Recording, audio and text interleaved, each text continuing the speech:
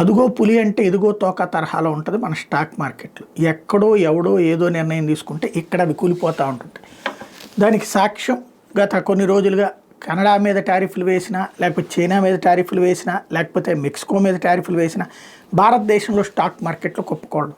నిన్నే ఒక్కరోజు బెనిఫిట్ అయింది, ఇప్పుడు మళ్ళీ కోల్తాయి. ఎందుకు? ట్రంప్ అమెరికాలో వాళ్ళ చట్టసభ వేదికగానే భారత్ మీద టారిఫ్లు వేస్తాం, అక్టోబర్ 2 నుంచి వేస్తాం. అందులో భారతదేశం దగ్గరికి, మన దగ్గర నుంచి అమెరికా నుంచి 80% ఎక్స్పోర్ట్ జరుగుతుంటే భారతదేశం నుంచి అమెరికాకు వస్తుంది 40%, $40 బిలియన్ సంబంధించింది. వాళ్ళేమో తక్కువ పన్ను తీసుకుంటున్నారు, తక్కువ పన్ను కట్టి మన దేశంలో వ్యాపారం చేస్తున్నారు, మన దగ్గరేమో ఎక్కువ పన్ను వసూలు చేస్తున్నారు కాబట్టి అన్నట్టు. దీని కారణంగా ఆటోమేటిక్గా స్టాక్ మార్కెట్లకు సంబంధించినటువంటి కొంత కొలాప్స్ ఉంటుంది. కాకపోతే ఇవాళ ఈ నిర్ణయాలతో ఏదో సంక్షోభం అయిపోతుంది అనుకునేటటువంటి అమాయకత్వం ఈ టైంలో, స్టాక్ మార్కెట్లు డౌన్ అయిన టైంలో చేతనైతే ఆవిడికి చేతనమైంది వాళ్ళు కొనుక్కోండి, ఈ అడిగి మళ్ళీ 4 రోజులు పోతే అయ్యే పెరుగుతాయి.